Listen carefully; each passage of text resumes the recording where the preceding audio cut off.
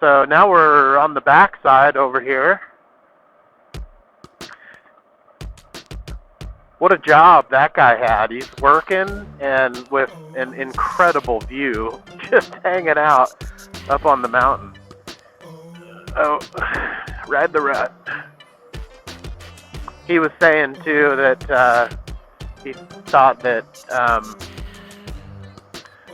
after last weekend, Memorial Day weekend, a lot of people come up through here and clear out down trees and stuff, which is cool. Rabbit. High mountain rabbit. Yummy. Tastes like chicken. I actually don't know. I never had one, but I assume it would taste like chicken. Oh man, look at this view. There's some much bigger mountains out over there. I think that's the ridge over there that I made a video last summer.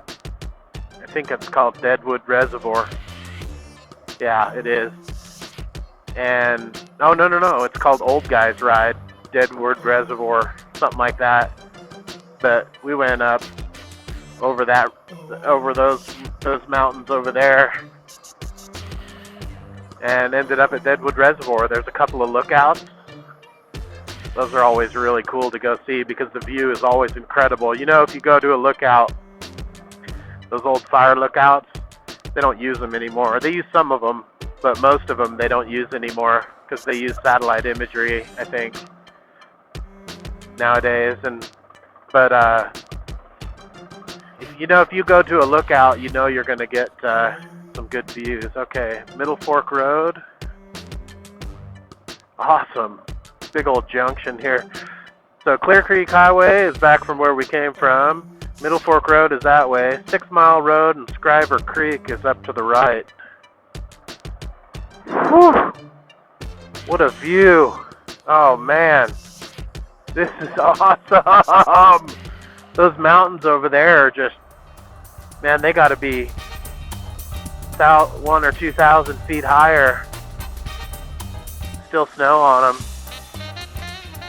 Just sent a GPS check-in on the spot there. I've got a kind of a dual sports contact group that I sent the check-in to. Gives them an idea of where I'm at, and I think some of them will see that I'm on Forest Service 600, and they'll know that, oh, that's open, because this is going to be a great weekend to come up here and do this route, because it's going to be hot. Lower elevation routes are just going to be too hot. It'll be nice and cool up here. Really sandy road, this Forest Service 600 here, which translates to really slippery when you're running 32 pounds of pressure. If I wasn't so lazy, I'd get off and let some air out. But I'm not trying to race this thing. I just take it easy and enjoy.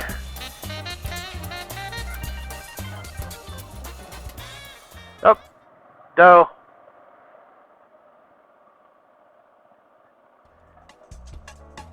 Oh, there's 2 of them. Is there any more?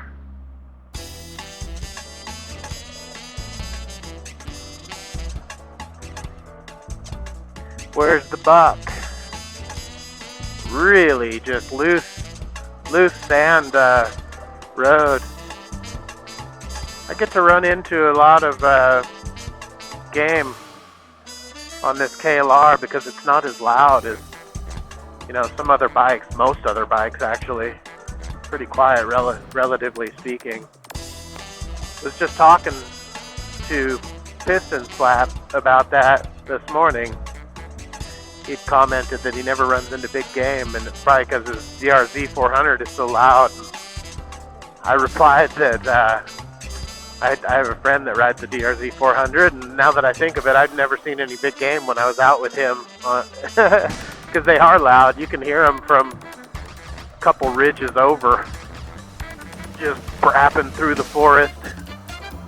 I really hope we end up getting through all the way down to the Middle Fork and up to Garden Valley today, because it'd be kind of a bummer to have to, well, it wouldn't really be that big of a bummer, but I'd hate to have to come all the way back on this route. But then there's the plus side of that, is that routes always look different when you go the opposite direction on them. It's like a whole different route. Call them bonus routes. Nice gravel kind of road, gravel covered road. This is what most of a lot of the national forest roads up here are like this. They put this gravel over the top, give it a little extra traction. Where the county roads are mostly just dirt, sand. Awesome though, this is great. We made it over the top, and I mean, I'm sure we got up to around 7,000 feet, I bet. We'll have to look at the data later to check it out, and we didn't run into any snowbanks, so that means that a lot of routes should be open. The only thing that could possibly stop us is downed trees, which is great. So I think I'll take another route on the way back, and so we'll just, we'll make this just a big complete loop. This is just beautiful back in here though. Ah, the smell of pine, I love it. Sometimes you come to a spot like this where you look down, and way down in the canyon you see the road, and you wonder how I'm going to get all the way down there.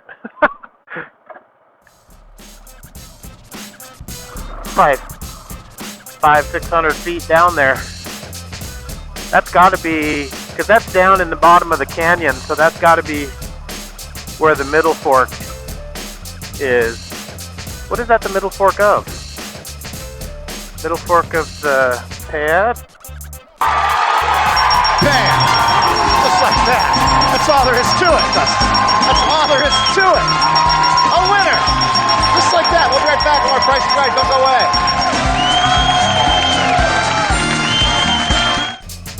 I've never been in this area in my life.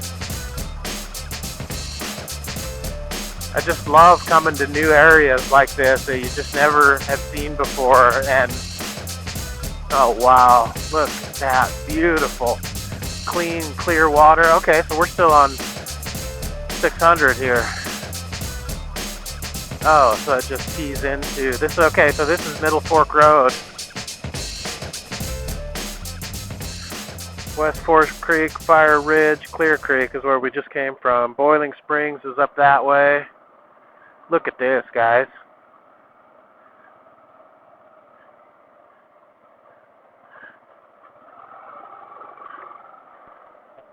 Look at that. That's a heck of a cliff jump there into some shallow water. Boy. Whew. Awesome. Snowmobiling sign, and they must snowmobile up through here in the winter. All right, some river scenage. Love it. This is a nice 2-lane road here.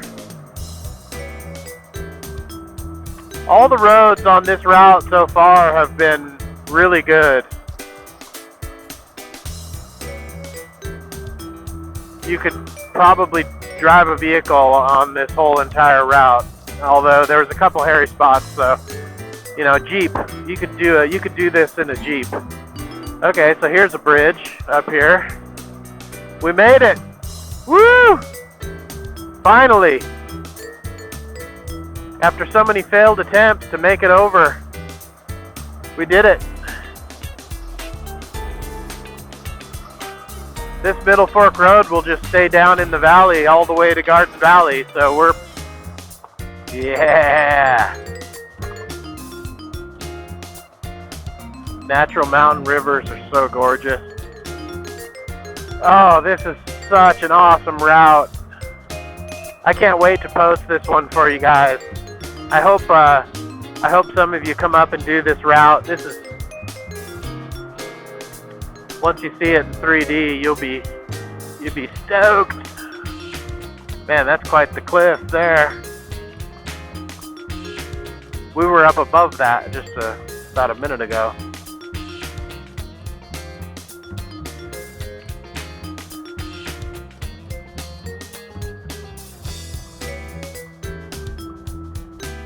Boy, this is gorgeous back up in here. I've never been up here.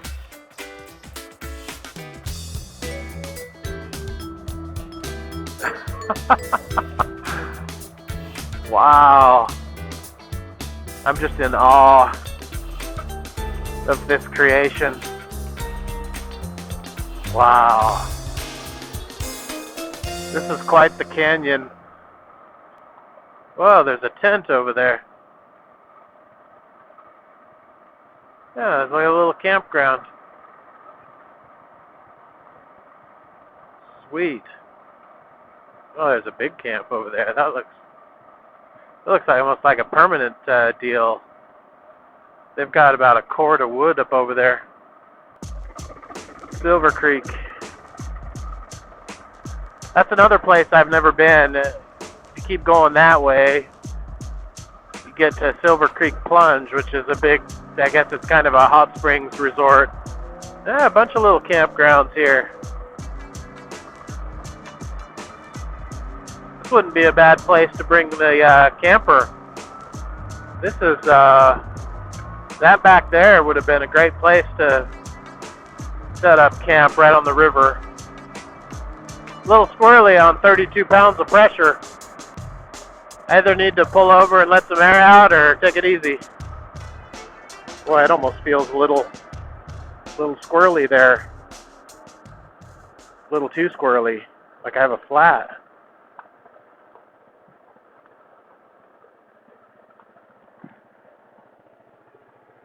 No?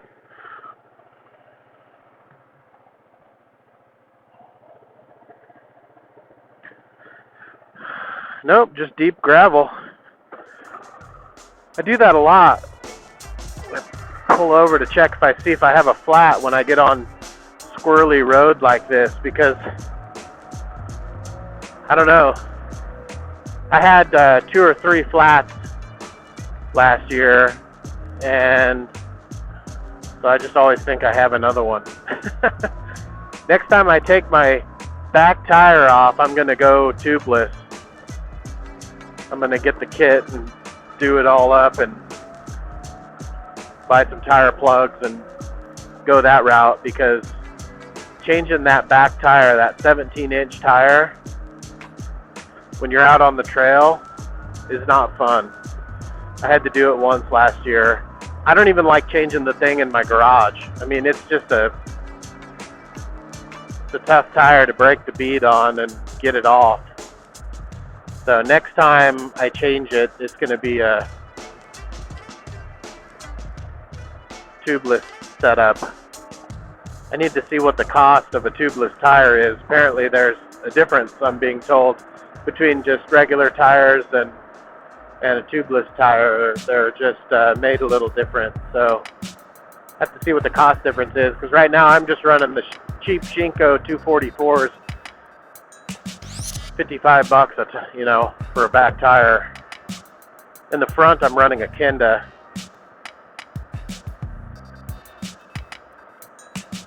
It's going to have to be replaced too.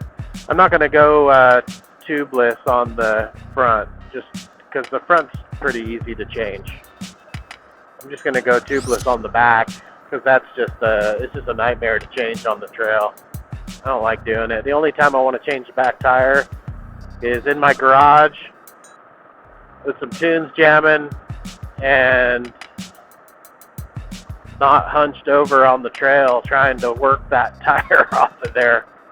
I use the same tools when I do it in my garage that I carry with me on the bike, just so that I, you know, get better at it. But it's just not fun when you're having to do it on the ground versus having it up on, you know, on a workspace. 5.8 miles. southwest to South Middle Fork Road.